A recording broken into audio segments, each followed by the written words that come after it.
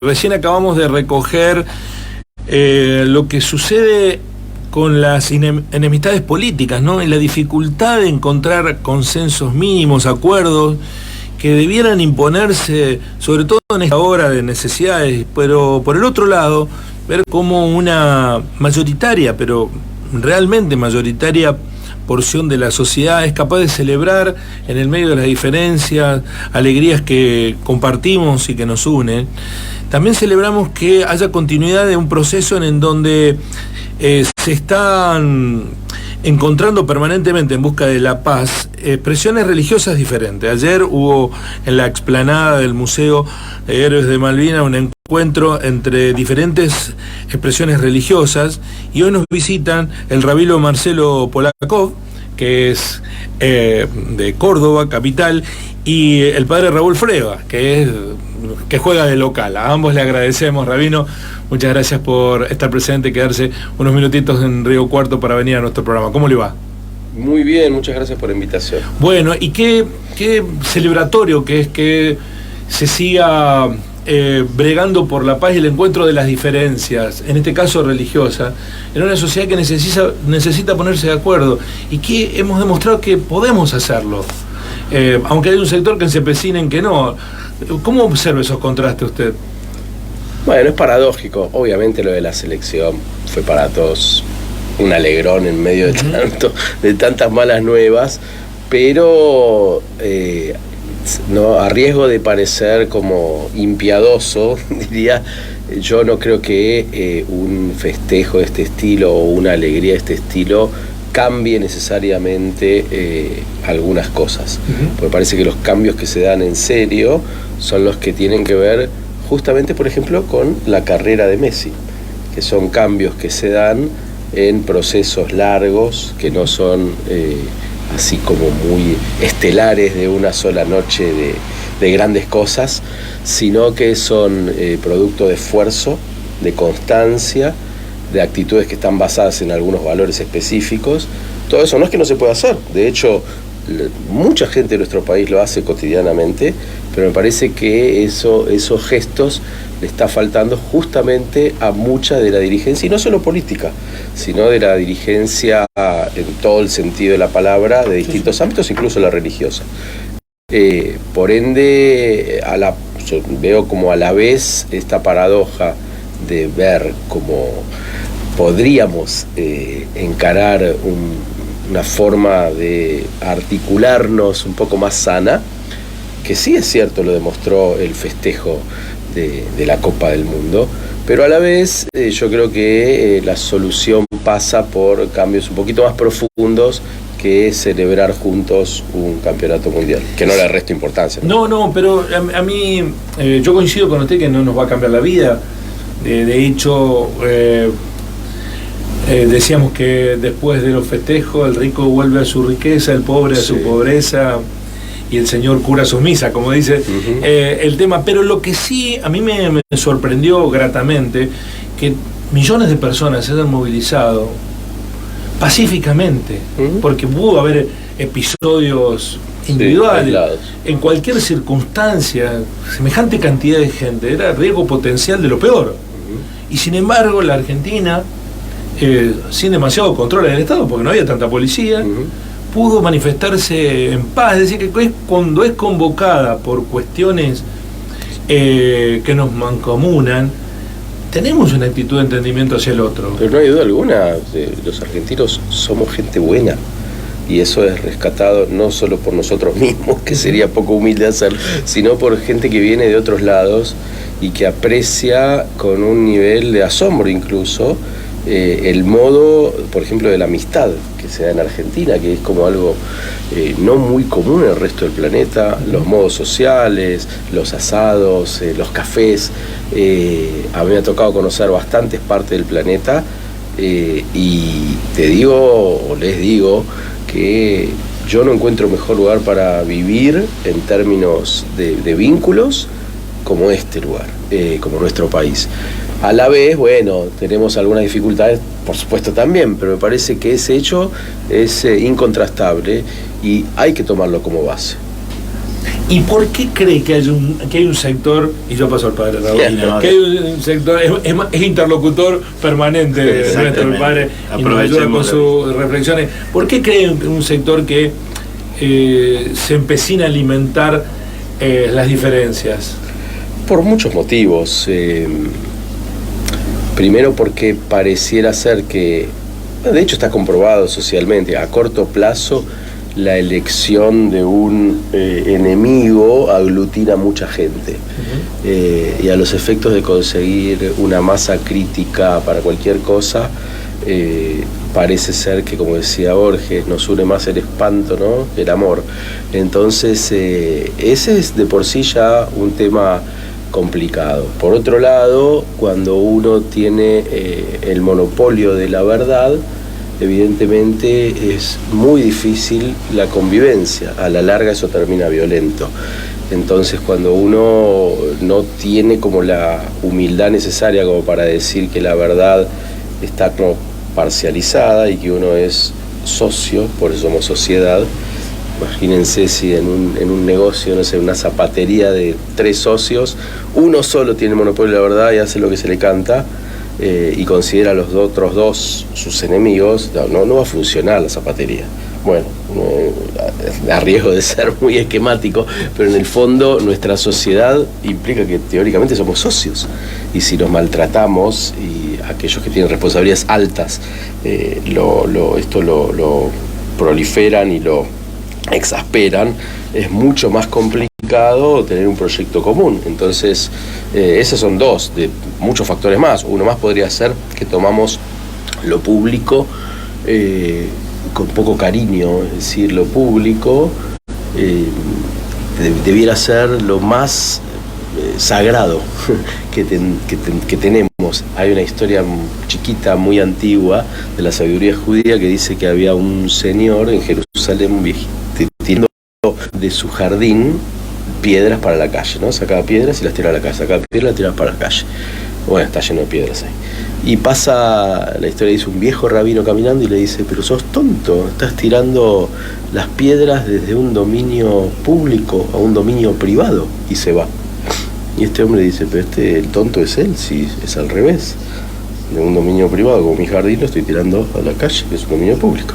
Bueno, pasa el tiempo, este hombre tiene algunas cuestiones económicas complicadas, le embargan la casa, queda en la calle y obviamente va caminando por la calle, se cae tropezado con una piedra, y ahí se da cuenta la sabiduría ancestral y se da cuenta que lo más privado que tenemos es lo público, porque nadie te puede sacar una plaza, ni te puede sacar una montaña, ni te puede sacar un país, digamos. En cambio, lo que es privado es como más efímero. Entonces, si pudiéramos entender ese concepto de entender que lo público es lo más propio que tenemos, lo cuidaríamos de manera distinta. Y me parece que por ahí pasan algunos de los múltiples ejes que responden a tu pregunta. Es muy interesante esa reflexión, ¿no? Pensaba, padre Raúl, respecto de cómo hacer o cómo han hecho las religiones, porque en algunos casos todavía, por suerte no en nuestra sociedad, persisten los odios o las diferencias por la cuestión religiosa. No es nuestro caso. Ese concepto, el del odio, es el que hay que remover. Mientras unos alimentan, hay que buscar removerlo como sea, porque ¿cómo se puede compartir con alguien que se odia? Y en eso, ¿cuánto puede aportar la religión? A mí me resonaban precisamente, y trayendo a colación a tu pregunta, el tema de los procesos y de no solo el odio, sino los prejuicios, y también de recuperar la propia identidad. Un principio que siempre manejamos en el diálogo interreligioso es que cada uno de nosotros tiene que conservar y dialoga desde su identidad, no es una cosa difusa. Y mientras escuchaba recién a Marcelo en esto de que las cosas no son efímeras o que no son un acto o una foto, decimos nosotros, sino un proceso, anoche compartiendo después la cena, recordamos cuántos años hace que llevamos trabajando en la ciudad para ponerle rostros y historias concretas a un proceso que tenemos nosotros. Y creo que tiene que ver mucho con eso, con construir vínculos, amistades, a veces también mostrar nuestras diferencias, ciertos momentos de tensión y en otros la cercanía. Pero sí es necesario, como vos decís, dejar de lado sobre todo los prejuicios. A mí me impactó de esta capacitación que estuve este año, cuánto construimos a partir de nociones deformadas, de ideas propias, de que se nos instalan de otros, y cómo tenemos que hacerlas conscientes, y que si no lo hacemos, eso nos detiene mucho el proceso de acercamiento al otro. Y también de descubrir que la de un día para otro y la cercanía tampoco es posible, sino que es un trabajo arduo, de que lleva mucho tiempo, y que en algún momento también supone asumir las diferencias. Claro, creo asumir que y respetarlas, ¿no? Exactamente. Acordar desde las diferencias. Porque es muy fácil acordar con el que está plenamente en sintonía con uno. Hay que acordar desde la diferencia. ¿Y eso cree que han avanzado? Sí, en las religiones sí, hay muchos casos y testimonios. También hay situaciones obviamente que siguen siendo conflictivas, pero creo que cada vez quedan más aisladas porque se muestra que son grupos como muy cerrados o fundamentalistas.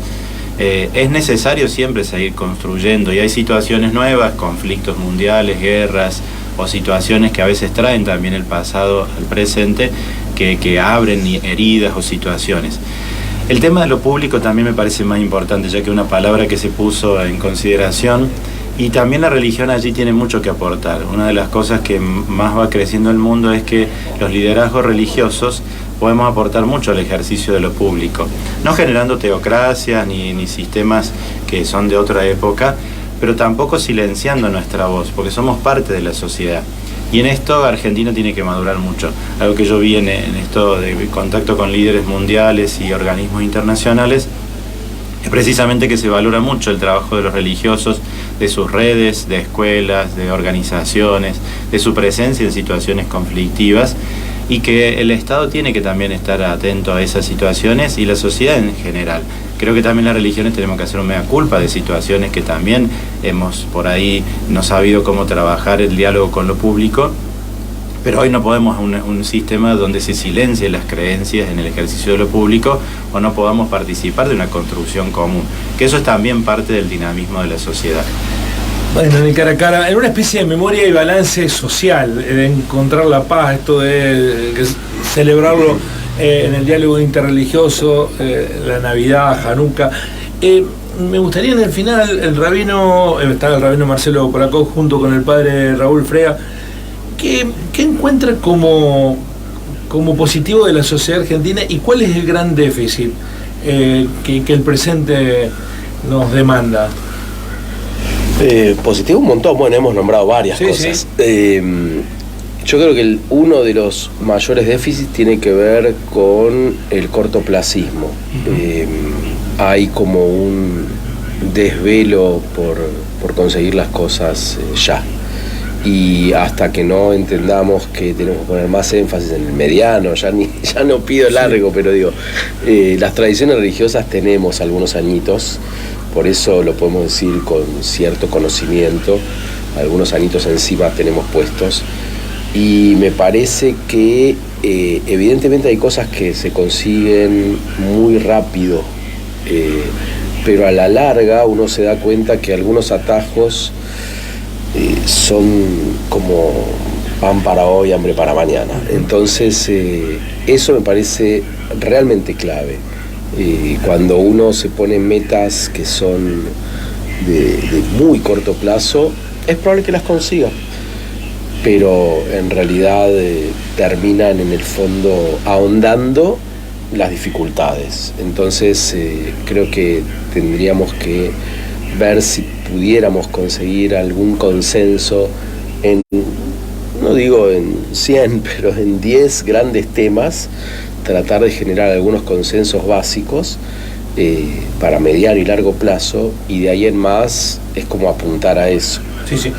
Sin duda hay una cuestión que no podemos mensurar, es lo temporal, los argentinos, ¿no? Esta urgencia, ansiedad social, no sé cómo llamarlo. Sí. Por el ahora, hoy se menciona mucho con insistencia que ya llevamos 40 años de democracia ininterrumpida. Es un abrir y cerrar de ojos, 40 años. Por más que en lo personal nos lleve la vida 40 años, pero para los movimientos sociales, 40 años es nada. Está bien, venimos de interrupciones permanentes de nuestra democracia. Pero eso igual es la base. Claro.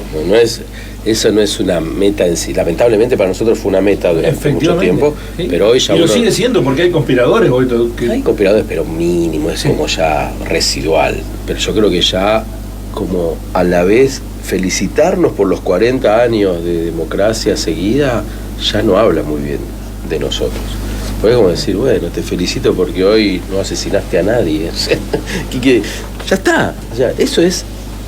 No digo que no lo valoremos, hay que valorarlo, pero tampoco quedemos ajustados a eso. Ahora hay que hacer otro escalón, tenemos que hacer una democracia, bueno, como decía Alfonsín, que con la democracia también se coma, se eduque, como era, se cure.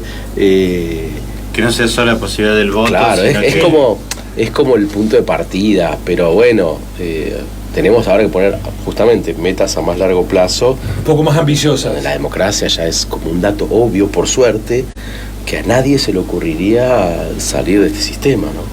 Pero bueno, yo no sé, no quiero pontificar, pero me parece que nos quedamos con poco si decimos, bueno, qué lindo, sí, está bárbaro, pero la verdad es tenemos dirigente político, uno que quiere ser gobernador de la provincia de Córdoba, que dijo que la democracia había sido... para los argentinos no había sido buena. Lo dijo Juez. Sí, bueno, eso corre por cuenta de Luis. Sí, es cierto, pero hay algunos mensajes que son muy peligrosos, ¿no? Sí, no creo que haya sido un mensaje golpista tampoco, pero no fue afortunado sin lugar a dudas.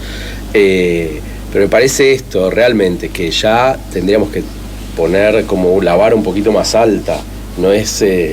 No es poco, por supuesto, la democracia, encima como vemos en la región, qué sé yo, con lo de Perú, que uno suponía que ya estaba también garantizado, es cierto.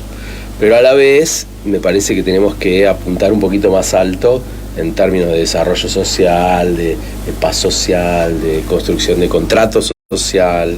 Hay tanto y tan lindo para hacer que las tradiciones religiosas, como decía Raúl, algunas cosas podemos aportar, por supuesto, no todo, pero un poquito, y en este caso la bendición que tenemos en Argentina y en Córdoba especialmente, también con el Comipaz, el movimiento religioso, hace 25 años, me parece que son gestos buenos y que podemos estar humildemente orgullosos de algunas cosas que después se utilizan como modelo en otros lugares, que para nosotros es una sorpresa, ¿no?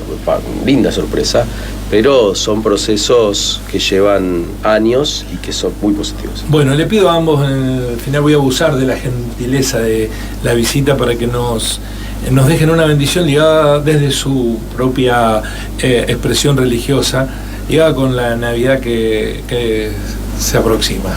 Padre. Creo que bueno, que en esta Navidad podamos redescubrir esta presencia que para nosotros Dios se hace cercano, y eso me parece muy importante. La Navidad para los creyentes y cristianos es que Dios, dejando las alturas, se hace uno de nosotros, asume nuestra condición, y es una cosa que me resonaba mucho en este tiempo, cómo hacernos cercanos al otro con gestos, con palabras. No hay mucho cercano en el fútbol, pero poder hacernos cercanos en otras cuestiones. Y también traer a la Navidad también nuestros dolores, nuestras aflicciones. Muchos saben que este año he perdido a mi mamá, entonces la Navidad tiene como otro sentido que otros años no ha tenido, y que me ayuda también a estar en contacto con personas que también este tiempo es un tiempo de dolor, de recuerdo.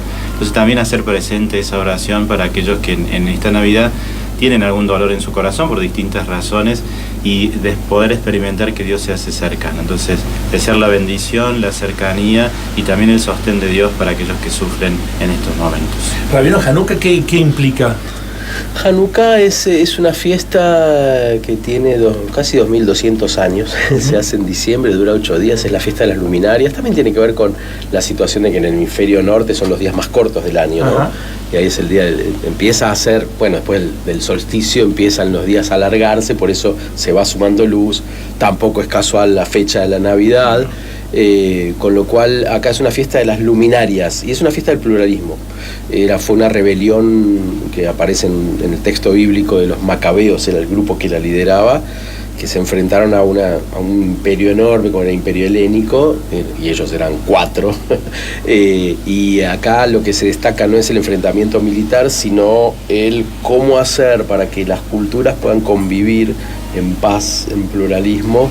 Y bueno, cada tanto hacemos unas canciones con el obispo Pedro Torres. Después le vamos a pasar acá a Guillermo la canción, sí, por favor, de Navidad y Hanukkah, y ahí en una parte decimos: vamos juntos, aún siendo distintos, creyendo en el mismo Dios de la amistad. Y eso me parece que es como un lindo estribillo que después se lo vamos a pasar. No? Con todo gusto, con todo que gusto. les va a divertir mucho. Y celebramos. De hecho, hay muchos judíos que celebran Hanukkah y la Navidad. Pero ¿por qué no? Si hay para celebrar, ¿qué problema hay? Si hay para celebrar, cualquier excusa viene bien, así que celebremos. Es así. Muchísimas gracias por visitarnos. Celebramos nosotros que pese contra viento y marea, continúen con su vocación de encontrar a los diferentes y hacer que denominadores comunes nos unan. Así que y eso me parece que es una tarea notable que se realiza y muchas veces no es reconocida, es en silencio, es casi remando contracorriente, pero que así logra avanzar un metro siempre es un éxito. Muchas gracias. Felices fiestas. Feliz fiesta para ustedes de los suyos, muy amable. En el cara a cara, la posibilidad de este encuentro que mejoró el programa. Canciones del ayer, todo